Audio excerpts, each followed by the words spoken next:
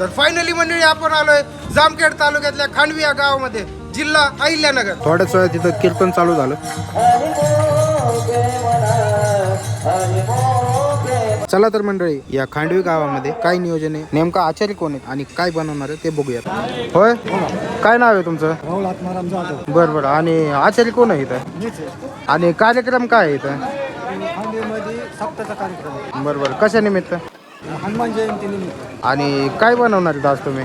शिटी आमटी, चपाती. बरं. आणि किती बनवणार आहेत शेपी आमटी? शिटी आमटी 1400-1500 लोकांच्या सेवा. बरं बरं. आणि शेपी आमटीसाठी मसाले कोणते कोणते आणले तुम्ही? शिटी आमटीसाठी राशीन दळवे यांचे मसाले आणले. बरं बरं. का हो एवढ्या लांबून तुम्ही मसाले आणले? त्यांची 30-35 वर्षापासून परंपरा हां हां हां. की घरगुती काळे मसाले बनवते व्यवस्थित. बरं बरं बरं. सगळ्या प्रकारचे काळे मसाले त्यांच्याकडे. बरं बरं बरं. तेवढं आहे. ते ग्राहक असल्यामुळे ते ग्राहकांना 20% सवलत देतात. बरं बरं. तर मंडळी तुम्ही बघू शकता, हेच ते राशींचे सुप्रसिद्ध दळवी बंधूंचे शिपी आमटीचे स्पेशल मसाले. आणि मंडळी थेट उत्पादक ते ग्राहक असल्यामुळे तुम्हाला 20% डिस्काउंट देखील मिळतोय. विशेष म्हणजे दळवी बंधूंचे हे मसाले घरगुती पद्धतीने बनवलेले आहेत. आणि पंगत कोणाची आज? खांडवी येथील वांदास काटे आणि दत्ता काटे यांची पंगत. बरं बरं बरं. चला तर मंडळी आता बघूयात दळवी बंधूंच्या स्पेशल शिपी आमटीची रेसिपी.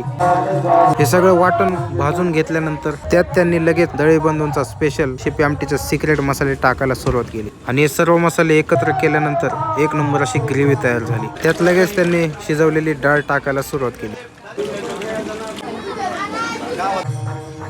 तर मंडळी तुम्ही बघू शकता, जाधव आचार्य यांनी एक नंबर अशी शिपी आमटी तयार केलेली आहे.